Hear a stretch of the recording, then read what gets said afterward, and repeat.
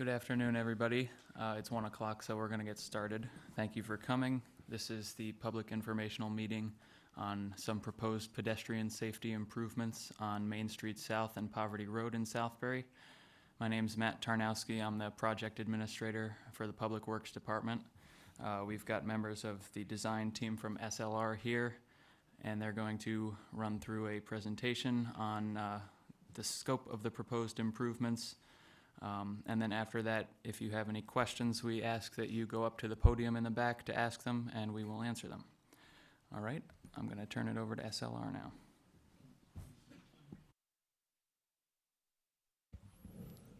Test, can you hear me? Okay. Just want to make sure everyone could hear us. Is that okay? All right. I tend to speak too loud sometimes, so I'll try not to. So, as Matt said, we're here to talk to you, introduce you to the pedestrian safety improvements along Main Street South on Poverty Road and Poverty Road. My name is Mark Mancini. We are from SLR Consulting. Here with me today, Alexa Wetmore and Tony Ceriello. We will be presenting this project. We are the design engineers hired by the town of Southbury. So, to give you an overview, we'll get into some details later on in the slideshow. Alexa will get into those, but just to give you an overview of the proposed project, this is a continuation of the town's vision to upgrade and extend the existing sidewalk and the existing sidewalk network to really provide safe and accessible pedestrian connections and crossings throughout the town of Southbury, and in particular into these two particular areas. The top view, the aerial map you see up there, is of Poverty Road. On the left side, you'll see the town library. On the right side, you'll see Main Street South in a yellow shade running in the north-south direction. And along Poverty Road, we're proposing the installation of concrete sidewalk, essentially starting at the library, coming down out to Poverty Road, and connecting into the existing sidewalk network by Ferris Acres Ice Cream Parlor. And then from there, it allows you to connect to the businesses and other locations, Leo's Restaurant on Main Street South there. And when we talk about connectivity, that's what we're trying to do there. We're trying to connect patrons of the library to patrons of the Main Street South corridor. And to help us do that safely, at the intersection of Main Street South and Poverty Road, you'll see that red circle on the right-hand side of that top view. At that particular location, we currently have pedestrian signal equipment with a walking man or a stop hand on the signal and a countdown with push buttons, which is good. What we don't have there are ADA compliant sidewalk ramps. So what we're proposing at that intersection, and this goes back to one of our goals for improving safety for pedestrians, is upgrading those pedestrian ramps to make them ADA compliant. And then if you turn your attention down to the second view, the bottom left there, that Google aerial shot, we'll focus in on the Southbury Green, and in particular, the two intersections that flank the Southbury Green to the north and to the south. You have the ShopRite Plaza there, the Home Goods. At these two particular intersections, we're proposing the installation of pedestrian countdown signal heads, much like you see existing at the Main Street South and Poverty Road intersection with the hand and the countdown indication.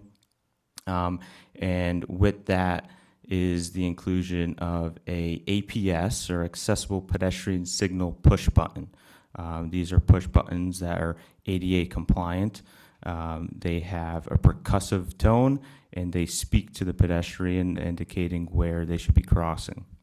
And with that, much like we're doing at the intersection of Main Street South and Poverty Road, we'll be installing new pedestrian curb ramps as well. we'll get a little bit into the details of that in the upcoming slides. Okay, so now that you have an overview of the project, let's talk about some of the goals which we alluded to a little bit here. We've kind of categorized these into 3 different groupings, and they all go together, right?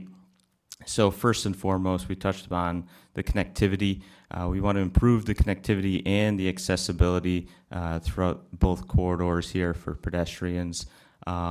And really what we're doing here is providing a healthy alternative mode of transportation, especially like a day like today, 50 degrees out. Everyone wants to go out, take a walk, take a stroll. What better way to do it on some newly constructed sidewalks, right? So today's a perfect example where maybe we want to get out of our cars or our vehicles and go for a stroll, go for a walk. So that's our second goal we have listed there. And then the third, safe and sustainable pedestrian mobility.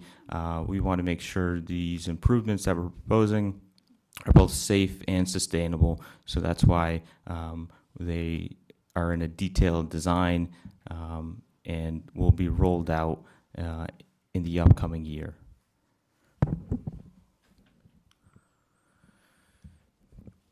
So this slide here, we'll talk to a little bit about the process or progress to date. What have we done so far?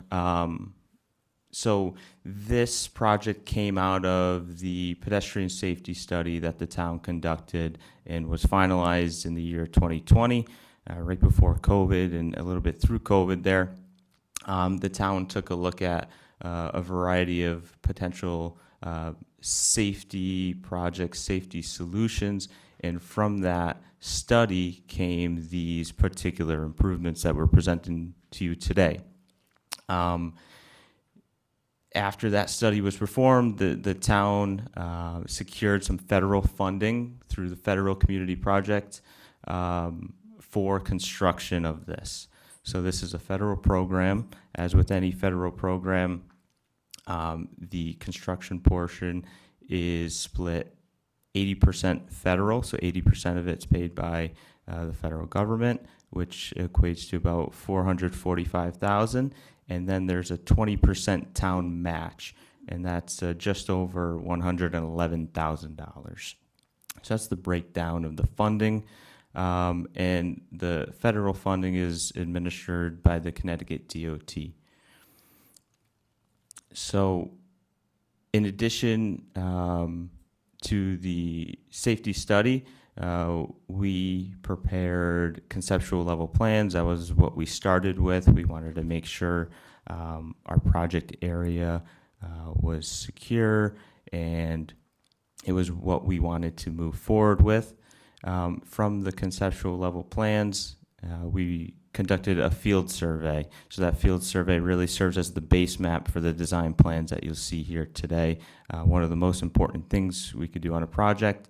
And then throughout the project with the town, we've had some regular progress meeting, check-in meetings, and the environmental screening with the Connecticut DOT has been coordinated. And we are currently at a 50% design stage. We call those preliminary design plans. So we went from conceptual level to 50% level, and then we'll take these to 100% level, and then they will be ready for construction. So these plans that you see here today are not finalized by any means. We want to hear your input. We want to hear from you if you have any thoughts on them. So I'll pass it over to Alexa. She'll dive a little deeper into the design plans. So Alexa, thank you.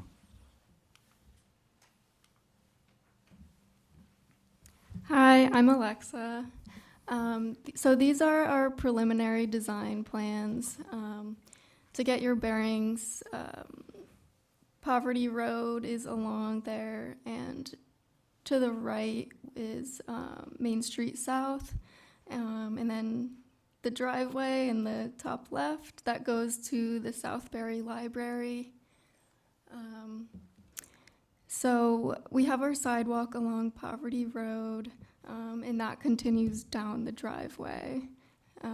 It also crosses the driveway, which connects to the existing paved path there. It also continues to the east, all the way to where the existing sidewalk is, which continues all the way down to the intersection with Main Street South. So the sidewalk along Poverty Road is 5 feet wide, and it's set back from the curb about 5 feet, so there's going to be grass in between. This provides some space between pedestrians and cars. It's also some space for if Poverty Road gets plowed, the snow gets plowed, then there's space for the snow to go rather than being on top of the sidewalk. And then the sidewalk going down the library driveway is a little bit wider. It's 8.5 feet wide. That's because the driveway is pretty steep, and as a result, the sidewalk is also steep. So this extra width provides some additional comfort. We tried our best to reduce the slope and make it a little flatter, but there is only so much you could do with the grades out there. So the width provides some comfort, and then also we were able to fit in about 10 feet of a flatter area about midway through. So it's kind of like a landing where people can stop, and there's enough width for other people to pass by, especially those in wheelchairs. It can be tricky to go up a steep slope like that, so the landing provides a little rest spot. And then continuing down the driveway, the sidewalk crosses the parking lot where that crosswalk is in the top left, and the sidewalk connects to where there's some existing sidewalk on the library property. Also, at the bottom of the driveway, the bottom of the page, we have a crosswalk there where the sidewalk crosses and connects to the paved path there. And then along Poverty Road, the sidewalk does cross over a property line. So this will be the one easement that we'll need for the project. But we have been in contact with this property. It's a storage facility on the corner.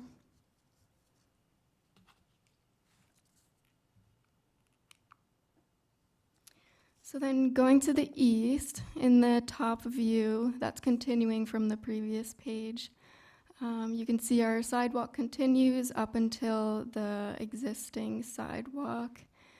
And the existing sidewalk goes all the way to Main Street South, which you could see in the bottom view. There is one tree on a property, but it actually has already been removed, so that's all set. The driveways that the sidewalk passes through will also be repaved to clean them up, and that one with the crosswalk is a commercial driveway. So they will get the stop line repainted and a new crosswalk.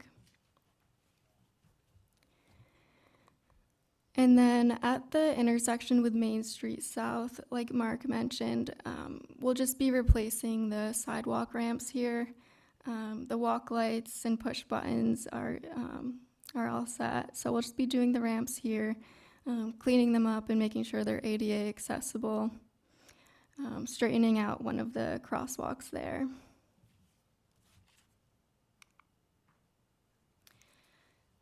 So then there's the two other intersections to the south, also on Main Street South.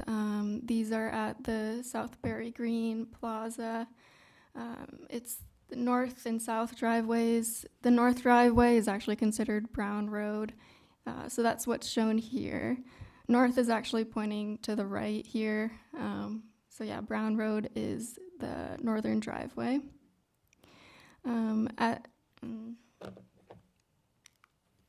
And then this is the south driveway, so the Southbury Green Drive. So here we're also replacing the sidewalk ramps to be cleaned up and be ADA accessible.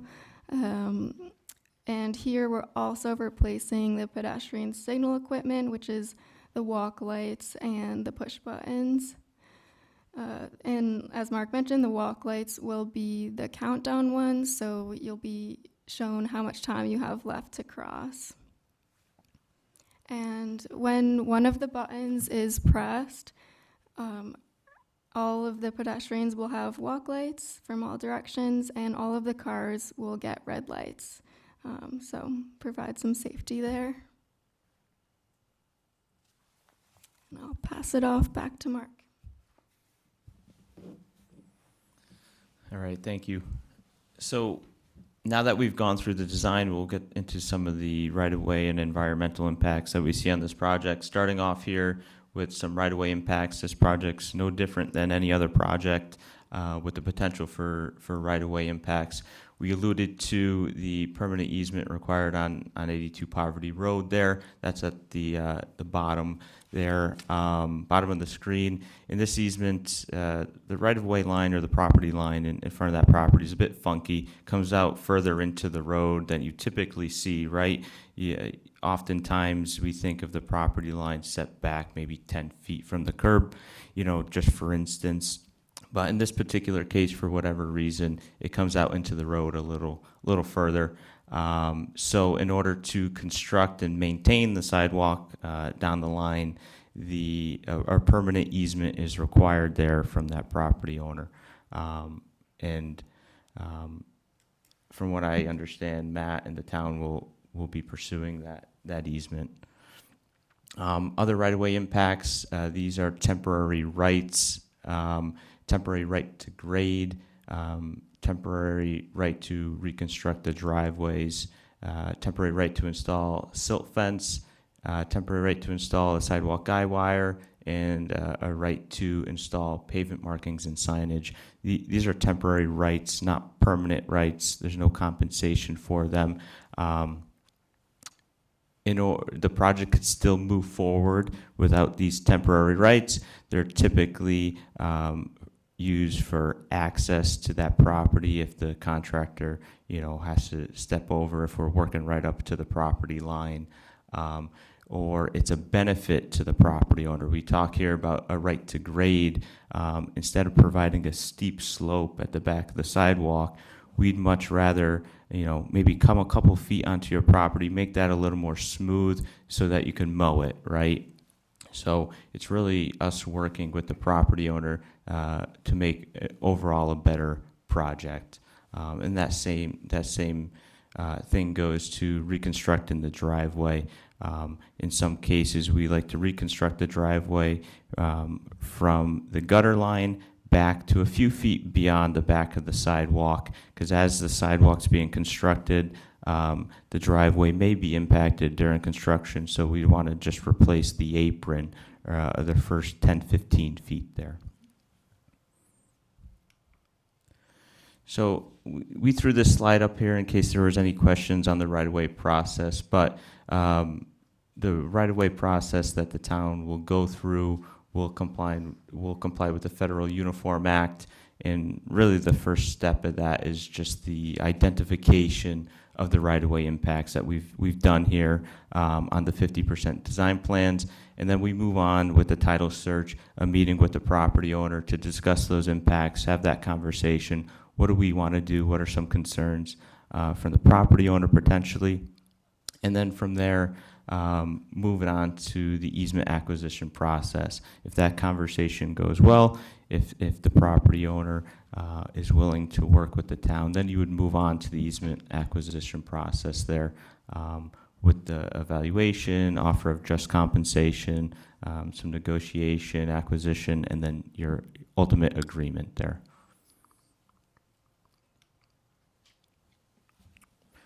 We'll talk a little bit about the environmental impacts. Like I said, this project is no different than any other with federal funding or oversight from the Connecticut DOT.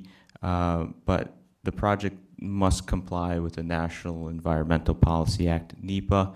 And really what we're trying to do is avoid any impacts to any environmental resources, historical resources, natural resources, endangered species, anything along those lines.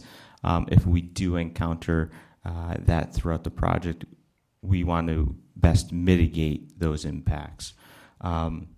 So this environmental screening is continuing, is not yet complete, but from what we know so far, historical resources, that's SHPO, the State Historic Preservation Office, their preliminary finding has been no adverse effect, which is great. So there's no potential impacts to historic resources along the project corridor.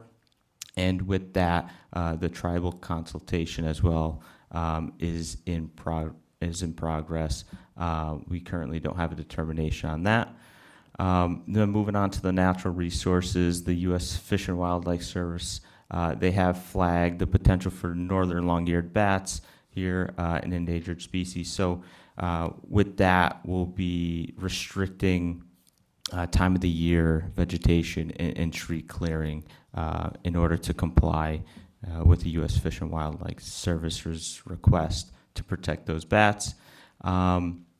And then a final determination is still pending with the Natural Diversity Database for state-listed species. So this is our last slide here before we allow you guys to ask some questions. But to give you an idea of the total construction cost, we've put together an opinion of probable costs at where we're at right now during the design phase. This is our best opinion on the probable cost before the project goes out to bid, and the contractor bids on it and provides the town their estimated cost. So right now, we're estimating a total of just over $500,000 with an estimated construction completion of 2 to 3 months.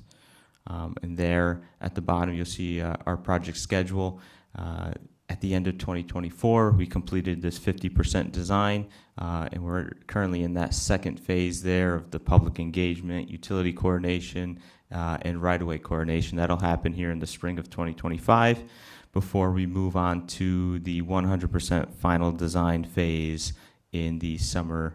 And then following the summer and the fall, we'll put the project out to bid to any contractor that wants to bid on it. And construction, we're estimating to start in the spring of 2026. And like I said, it'll take a couple months, so likely wrap up in the summer of 26.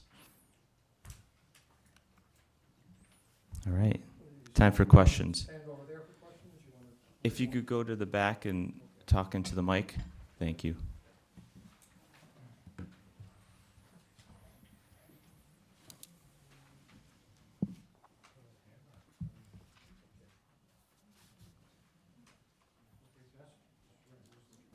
I'm on. I have 7 questions. You want me to spout them all off and then you answer them, or do you want to take them one by one?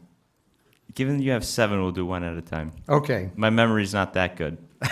Okay. I noticed that you talk about pedestrian, and there are timers when somebody hits the ADA light. Correct. Are you setting it up for pedestrians or wheelchairs, which probably take at least 3 times the amount of time to get across the street? So we use 3.5 feet per second, which is the industry standard, and it takes into account wheelchair accessible. Good.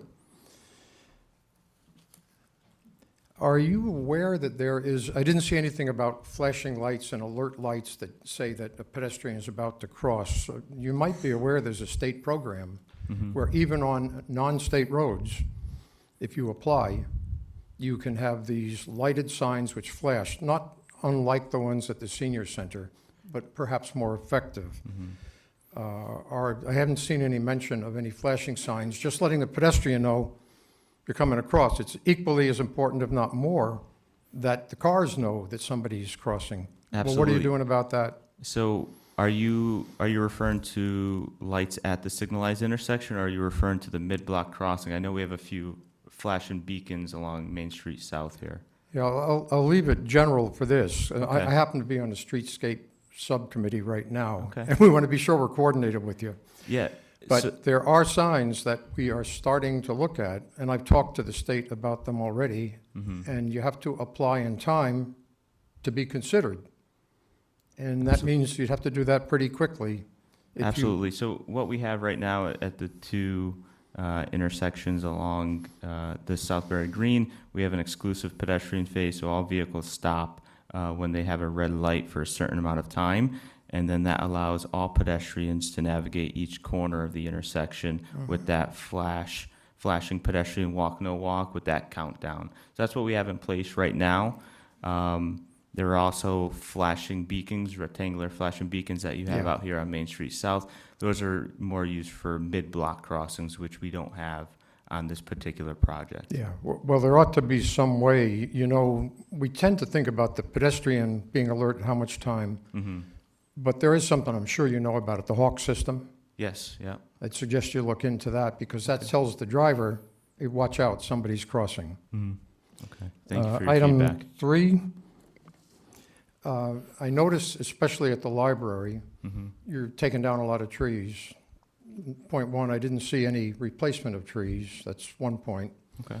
And 2, whenever you get sidewalks close to trees, as the roots grow, the sidewalks come up. So do you have standards for construction so that we won't see what we see here and there on Main Street, so that the sidewalk does not get pushed up?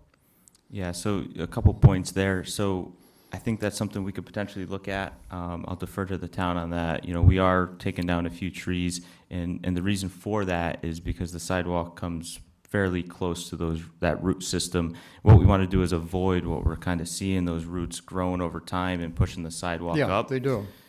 So we want to try to avoid that. That's why you do see some tree clearing there by, you know, I don't want to speak for the town, but that's something we could look into, maybe replanting some trees. Yeah.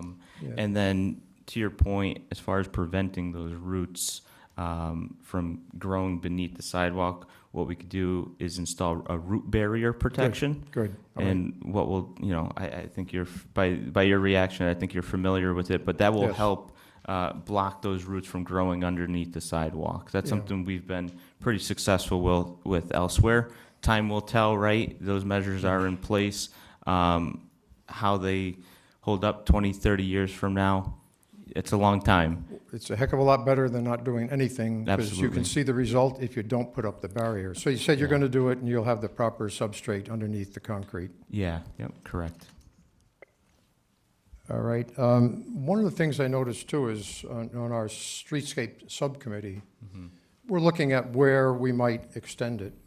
I noticed, or I think I noticed on the drawings, that you have no streetlights proposed going down Poverty Road. I'm sorry, sidewalk lights. Isn't that part of the plan? No, at this moment, lights going down Poverty Road are not considered part of the plan. They were not in the grant application for this, so this is solely the sidewalk project Yeah. right now. We should coordinate on that, because to me, as a minimum, if our committee recommends street lights, sidewalk lights down that way, which makes sense to me, as a minimum, you'd want to put in the conduit now while you got the earth dug up. Now you're speaking our language. So that's something we could consider. We've done that on previous sidewalk projects. Instead of tearing up the sidewalk at a later date, you know, we know the pedestrian level lighting isn't included in this project, but obviously it's something the town wants. Okay. It's something it might come with the future projects. So what we can do, because it depends where we're pulling the power from. If we're pulling the power from the front of the sidewalk or from the back, you want to be able to navigate in between the two. You know, at a very minimum, you could put one piece of conduit 10 feet perpendicular to sidewalk to get from the backside to the front. I'm not sure if it's in the budget to add conduit throughout the length of the sidewalk, but it's a good idea. Okay. Well, we should stay coordinated with you Yeah. so that we get the most efficient end result. Yeah, there's a couple ways to go about it. Obviously, you know, we could talk more about that with the town. Okay, thank you. Yep, thank you.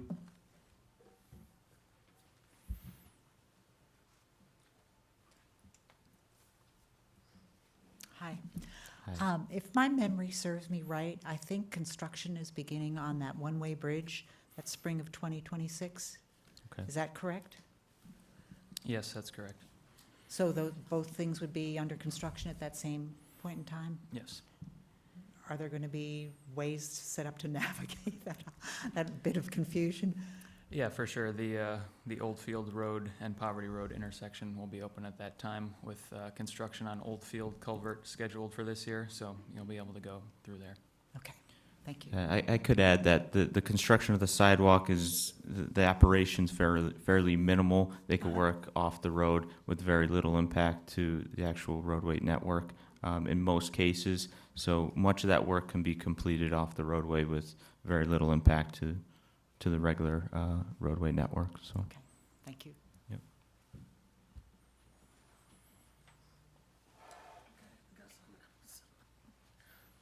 Hi, Hello. I live next to the storage units, Okay. and they took down the big maple tree in front of our house last week. I still have it laying in my front yard. I just wonder when they're going to pick up the rest of the tree. Yes, Eversource took that down primarily because it was a concern with the wires there. Oh. I can't promise an exact schedule, but within the next couple of weeks, they'll be Oh, back. okay, so that's their responsibility. Correct. Because when I asked about the tree, I was told that when the sidewalk goes in, it's our responsibility to keep it clean when it snows, et cetera. And also, we're putting in an asphalt driveway in front of our house next to the storage unit. So I was hoping the construction, there wasn't a conflict there, but I can see there's not, because you're not going to start until the fall, Yeah. correct? Okay, very good, thank you. Yeah, and then, if there is any impact, we do call for a portion of that driveway to be reconstructed, so if there is any impact, given the concrete sidewalk abutting up to it, it would be put back to its existing condition. Good, Yeah. okay, thank you.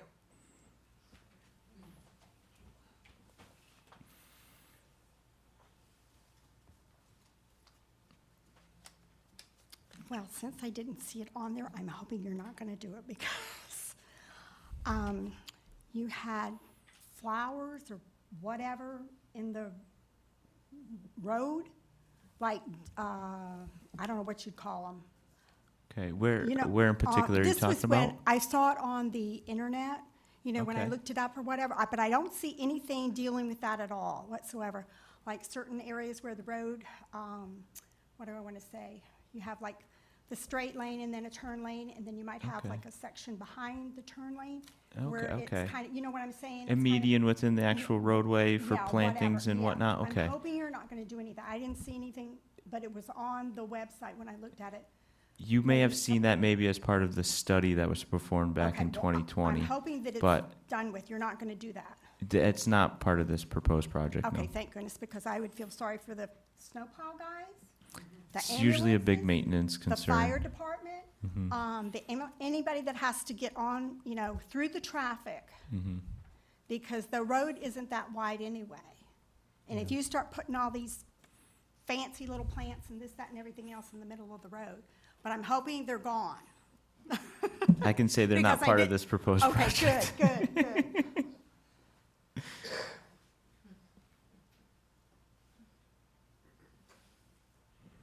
Any other questions?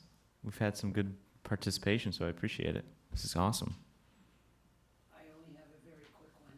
Okay. Because of the improvements that will be made, do you think that's going to impact the number of dog walkers that are going to take advantage of the improvements? I mean, understandably.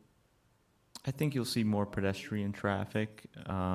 There's currently sidewalks. Do you see a current issue with cleanup or? I'm always concerned about safety or at the Okay. top right Okay, intersection. I mean, every day I see somebody doing something they shouldn't be doing. yeah. I mean, realistically, when you're in the queue Mm-hmm. up to the light, and you're going straight into the post office, you've got the Mhm. right of way. Yep, People correct. always take advantage of So how Matt, isn't that true? I think I know what's going on there. Matt knows. Yeah, that's definitely true, and we're hoping to alleviate that by having the exclusive pedestrian phase at those intersections, so all Yeah. traffic will stop. Yeah. So what happens right now, you have side street green out there. And how that operates is that turning vehicles could turn into a pedestrian, but under this exclusive pedestrian phasing, all vehicles will be stopped, allowing for the pedestrians to cross. So it's a much safer operation. Yeah, it's pretty bad right now. Yeah. Everybody does whatever they wanna do. And one stupid question, you'll think this is stupid. No stupid questions. But, since you're gonna be out there working, and I brought this up years ago, can we not put in fountains for the pets so they can have access to water? Are you in favor? Are you Oh, asking? I'm absolutely, Yeah. Not currently under this project, but I'll defer to Matt. no, okay, so that's out of the question. Okay. Can we do one more? I don't know. It's like Columbo, Is it you know, easy? one more. It just occurred to me, the slope Mhm. on Poverty coming off Main Street past the Rathskeller, Yep. does that meet the ADA slope requirement? I realize easy to ask, hard to cure. Is this coming right off the intersection? The sidewalk that comes down from Main Street down toward, past the Rathskeller and then toward the library. It's a Okay. it's a steeper slope up at the top. The existing sidewalk? Yeah, you're yeah. talking about? Right. So I'm not sure if it meets ADA compliancy, if there is a steep slope. So the maximum running slope of a sidewalk should be 5%. So if it exceeds that, then you would turn to the public, the PROAG guidelines, which is really guidelines for the public right-of-way. And there's a clause in there that allows you to construct a sidewalk that is compliant, that matches the grade of the adjacent roadway.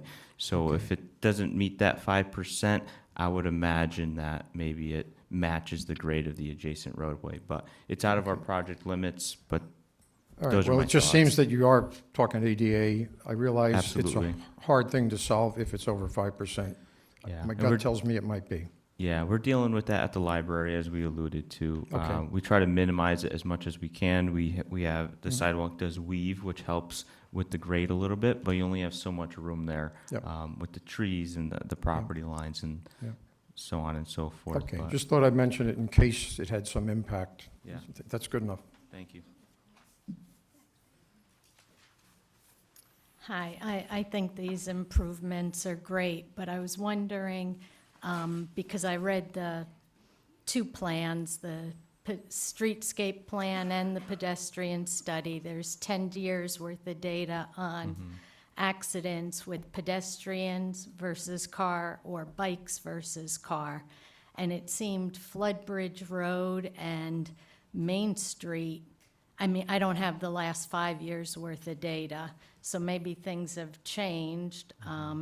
But was that considered where the accidents really happen? I know it's tough to cross Brown Road. My husband and I've walked, along Main Street, and I'm not saying that these are not great improvements, but was there data of the last 5 years, and is there any consideration for the problem at Floodbridge Road or Peter Road, where the crosswalk is way too far back? They show a car in front of the crosswalk at that intersection in one of those studies.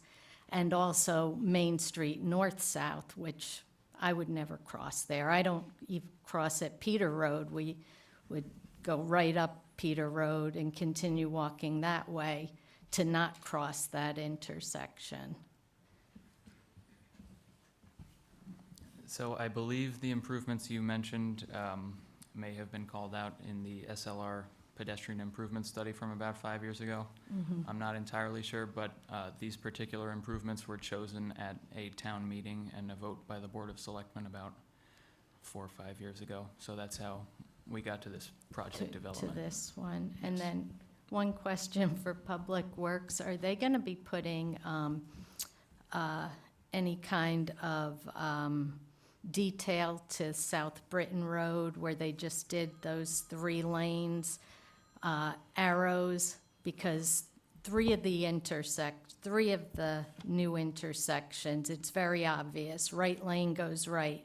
But if you're coming down South Britain Road, like I do every day, you really should be in the middle lane to go straight to 84.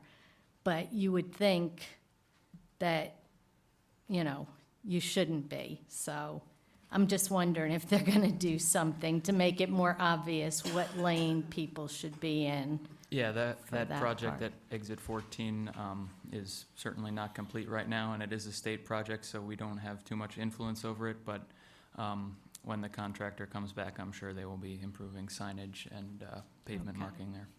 Great, thank you. Any other questions, comments? Okay. No turn, no right turn on red light at Brown Road. Yeah, everyone will be stopped, yep. No turn on red. Because they're all rolling stop now. Yeah, you see that a lot, yeah. So we'll close this meeting. We will open up a 14-day comment period. If anything comes to mind after you leave here today, any questions or comments, please feel free to reach out to Matt in the Public Works Department. We have his information here up on the screen, both email and telephone to the office. So if you leave here today and you have something on your mind, feel free to get in touch with Matt, and we'll leave that open for 2 weeks, closing on April 2nd. And we'll stick around if you guys have any questions. We have a full-size print of the plans, makes it a little easier to see if you want to zone in or zoom in on a particular area. We'd be happy to talk to you more about it. But thank you very much. Everyone enjoy the great weather today, and we'll see you soon.